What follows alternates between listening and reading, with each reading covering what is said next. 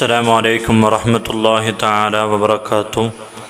അൽഹംദുലില്ലാഹി വസ്സലാത്തു വസ്സലാമു അലാ അശ്റഫി റസൂലില്ലാഹി വഅലാ ആലിഹിൽ ഫായിസീന ബിറളില്ലാഹ്. അമ്മാ ബഅദ്. ഏറെ ആദരവും ബഹുമാനവും നിറഞ്ഞ എൻ്റെ ശബ്ദം ശ്രവിക്കുന്ന നല്ലവരായ സഹോദരി സഹോദരന്മാരെ, അല്ലാഹു സുബ്ഹാനഹു വ തആല ഞാൻ പറയുന്നതും നിങ്ങൾ കേൾക്കുന്നതും ഒരു സ്വാലിഹായ സൽക്രമമാക്കി അല്ലാഹു നമ്മിൽ നിന്നും സ്വീകരിക്കട്ടെ. സഹോദരങ്ങളെ, നമുക്കറിയാം, അഹങ്കാരമെന്നുള്ളത് ഒരു വിശ്വാസിയോട് ഇണങ്ങിച്ചേരാത്ത ഒന്നാണ്. കാരണം ഒരു അണുമണി തൂക്കമെങ്ങാനും അഹങ്കാരമുണ്ടെങ്കിൽ അവന് സ്വർഗത്തിൽ പ്രവേശിക്കുകയില്ല എന്ന് പ്രവാചകർ സ്വല്ലല്ലാഹു അലൈഹി വസല്ലം തങ്ങൾ പഠിപ്പിച്ചിട്ടുണ്ട്. എപ്പോഴും താഴ്മയോടെയും വിനയത്തോടെയുമാണ് ഒരു വിശ്വാസി ജീവിക്കേണ്ടത്. നമുക്കറിയാം, കോടിക്കണക്കിന് അനുയായികളുള്ള പ്രവാചകർ സ്വല്ലല്ലാഹു അലൈഹി വസല്ലം തങ്ങൾ ഏറ്റവും താഴ്മയോടെയും വിനയത്തോടെയുമാണ് ജീവിച്ചിരുന്നത്. ഇത് നമ്മൾക്ക് പാഠമാണ്. ആളുകളൊക്കെ നമ്മളെ വെറുക്കുന്നതിനപ്പുറം നാളെ പാരത്രിക ലോകത്ത് നമ്മുടെ അമലുകൾ നഷ്ടപ്പെടുന്നതാണ് എന്ന ബോധ്യമുണ്ടാകണം. അതുകൊണ്ട് നാം അഹങ്കാരത്തിൽ നിന്ന് മാറി നിൽക്കണം. എങ്ങനെയാണ് നമുക്ക് അഹങ്കാരം ഉണ്ട് എന്ന് തിരിച്ചറിയാൻ കഴിയുക? അഹങ്കാരികൾക്ക് മാത്രമുണ്ടാകുന്ന 9 അടയാളങ്ങളെക്കുറിച്ച് പണ്ഡിതന്മാർ പഠിപ്പിച്ചു തരുന്നുണ്ട്. ഏതൊക്കെയാണ് ആ 9 അടയാളങ്ങൾ? ഒന്നാമത്തത് ബത്റുൽ ഹഖ്, ഹഖിനെ റദ്ദ് ചെയ്യലാണ്. അഥവാ സത്യം പറഞ്ഞു കഴിഞ്ഞാൽ അംഗീകരിക്കാൻ അയാൾക്ക് കഴിയില്ല. അതാണ് കിബ്ർ എന്ന് അള്ളാഹുവിൻ്റെ പ്രവാചകർ പഠിപ്പിക്കുകയാണ്. ദീന് പറഞ്ഞ കാര്യങ്ങളൊക്കെ പറയുമ്പോൾ അത് നിങ്ങൾക്ക് പൈസയ്ക്ക് വേണ്ടി പറയുന്നതാണ് എന്നും ഞാനും കുറേ ദീന് പഠിച്ചിട്ടുണ്ട് എന്ന് പറയുന്നവനാണ്.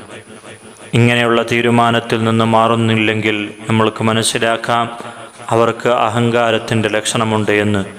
രണ്ടാമത് പണ്ഡിതന്മാർ പറഞ്ഞു തരുകയാണ് വകം തുന്നാസ്, ജനങ്ങളെ നിസ്സാരമായി കാണലാണ്.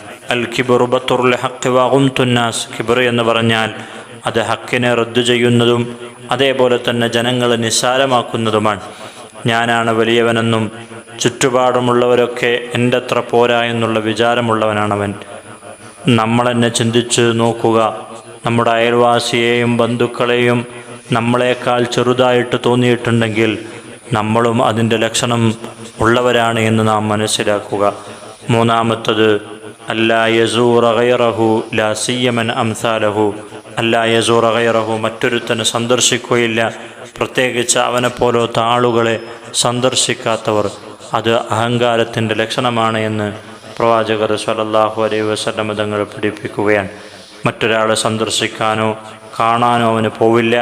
എല്ലാവരും എന്നെ കാണാൻ വരണം, ഞാൻ അങ്ങോട്ട് പോവില്ല എന്ന മനോഭാവമുള്ള ആളുകൾ, പ്രത്യേകിച്ച് അവനെപ്പോലത്തവർക്ക് ഒരു രോഗമോ ബുദ്ധിമുട്ടോ വന്നു കഴിഞ്ഞാൽ തിരിഞ്ഞു പോലും നോക്കാത്ത ആളുകളുണ്ടെങ്കിൽ അവർക്ക് അഹങ്കാരമുണ്ട് എന്ന് പണ്ഡിതന്മാർ പഠിപ്പിച്ചു തരുകയാണ്. നാലാമത്തത് അൻ യസ്തൻകിഫ മിൻ ജുലൂസി ഗൈരിഹി ബിൽ ഖുർബി മിൻഹു ഇഖ്തിറാറൻ മിൻ ഈഹാമി തസാവി മൻസിലത്തി മഅഹു. അവനെപ്പോലത്ത ആളുകളുടെ അടുക്കലൊന്നും ഇരിക്കാതെ അവരെ ഗൗനിക്കുകയും ചെയ്യാതെ വലിയ ആളുകളുടെ മുമ്പിൽ മാത്രം ഇരിക്കുകയും അവരോട് മാത്രം സംസാരിക്കുകയും ചെയ്യുന്നുണ്ടെങ്കിൽ നിനക്ക് അഹങ്കാരമുണ്ട് എന്ന് പണ്ഡിതന്മാർ പഠിപ്പിച്ചു തരികയാണ്. അഞ്ചാമത് പണ്ഡിതന്മാർ പറയുകയാണ് അല്ലാ യതനാവല ബിയദിഹി ശുഗലം മിൻ ബൈത്തിഹി. അവൻ്റെ സ്വന്തം കരങ്ങളെ കൊണ്ട് വീട്ടിലുള്ള ഒരു ജോലിയും എടുക്കില്ല. എന്തെങ്കിലും ജോലി ചെയ്യാൻ പറഞ്ഞാൽ, ഭാര്യയെ സഹായിക്കാൻ പറഞ്ഞാൽ ഇതൊന്നും എൻ്റെ പണിയല്ല എന്നുള്ള ഭാവത്തോടെ നിൽക്കുന്നവന് അഹങ്കാരത്തിൻ്റെ ലക്ഷണമുണ്ട് എന്ന് അള്ളാഹുവിൻ്റെ പ്രവാചകർ പഠിപ്പിക്കുന്നുണ്ട്.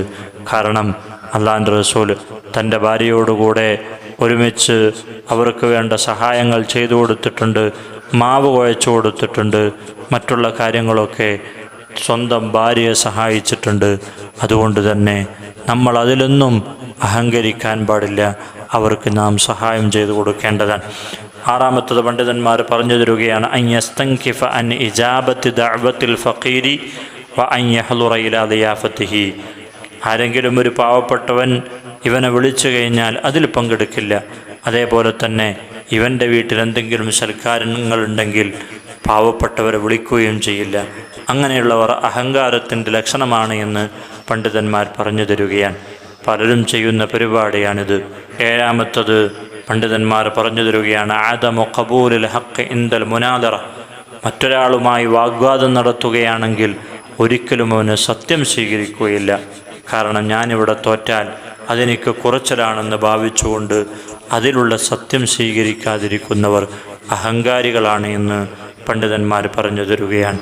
എട്ടാമത്തത് അദമുൽ ഇഅ്തിറാഫി ബിഖത്തഇഹി മാ അന്നഹു യഅലമു കൗനഹു ഫി ഖത്തഇൻ, തൻ്റെ അടുത്തുനിന്ന് തെറ്റാണ് സംഭവിച്ചത് എന്ന് 100% ബോധ്യമുണ്ടായിട്ടും അത് അംഗീകരിക്കാതിരിക്കുക. കാരണം ഞാൻ അവൻ്റെ മുമ്പിൽ അംഗീകരിച്ചാൽ അവനേക്കാൾ ഞാൻ താന്നു പോകുമല്ലോ എന്നുള്ള ഒരു ഭാവം കൊണ്ട് അത് അഹങ്കാരത്തിൻ്റെ ലക്ഷണമാണ് എന്ന് പണ്ഡിതന്മാർ പഠിപ്പിക്കുകയാണ്. ഒൻപതാമത്തത് അദമു ശുക്രിൽ ലിസാഹിബിഹി അലാ ഇഅലാമിഹി വ ഇർഷാദിഹി ഇലൽ ഹഖ്, ഒരാൾ നമുക്ക് എന്തെങ്കിലും നന്മ ചെയ്തു കഴിഞ്ഞാൽ, നമ്മൾക്ക് വേണ്ട സഹായങ്ങൾ ചെയ്തു കഴിഞ്ഞാൽ അതിന് തിരിച്ച് നന്ദി കാണിക്കാത്തവർ, ഞാൻ അതിനൊക്കെ അർഹതപ്പെട്ടവനാണ്, അവനെനിക്ക് ചെയ്തു തരേണ്ടതാണെന്ന ബോധ്യത്തോടുകൂടെ നന്ദി കാണിക്കാതിരിക്കുക, അത് അഹങ്കാരത്തിൻ്റെ ലക്ഷണമാണ്. കാരണം നമ്മളവരോട് നന്ദി കാണിക്കണം. അവർ ചെയ്ത ഉപകാരങ്ങൾക്ക്, സേവനങ്ങൾക്ക് അവർക്ക് നാം നന്ദി കാണിക്കണം. അതാണ് ദീൻ പഠിപ്പിക്കുന്നത്. എന്നാൽ അഹങ്കാരമുള്ളവർ മറ്റൊരാൾ എന്തെങ്കിലും ചെയ്തു കഴിഞ്ഞാൽ അതൊരു പുച്ഛഭാവത്തോടുകൂടെ കാണുന്നുണ്ടെങ്കിൽ നിങ്ങൾക്ക് അഹങ്കാരമുണ്ട് എന്ന് പണ്ഡിതന്മാർ പഠിപ്പിച്ചു തരികയാണ്. ഈ പറഞ്ഞ 9 കാര്യങ്ങളും അഹങ്കാരത്തിൻ്റെ ലക്ഷണമാണ്. അല്ലാഹു സുബ്ഹാനഹു വ തആല പറഞ്ഞു, അൽ കിബ്രിയാഉ റിദാഇ വൽ അളമതു ഇസാരി. അൽ കിബ്രിയാഉ, കിബ്ർ കാണിക്കുക എന്ന് പറയുന്നത് റിദാഇ, അതെൻ്റെ മേൽമുണ്ടാണ്.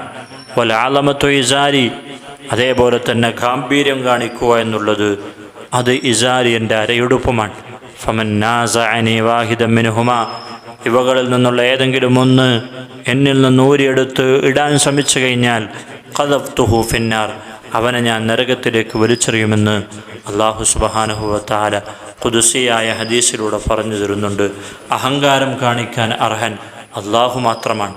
മറ്റൊരാൾക്കും അഹങ്കാരം കാണിക്കാൻ പറ്റുകയില്ല. അതുകൊണ്ട് തന്നെ നാം അഹങ്കാരിയാകരുത്. നാളെ അല്ലാഹുവിൻ്റെ അടുക്കൽ ഏറ്റവും നിന്ദനായി മാറും. അല്ലാഹു സുബ്ഹാനഹു വ തആല അതിൽ നിന്നൊക്കെ നമ്മളെ കാത്തുരക്ഷിക്കട്ടെ. ദുആ വസിയത്തോടുകൂടെ അസ്സലാമു അലൈക്കും വറഹ്മത്തുള്ളാഹി തആല വബറകാതുഹു.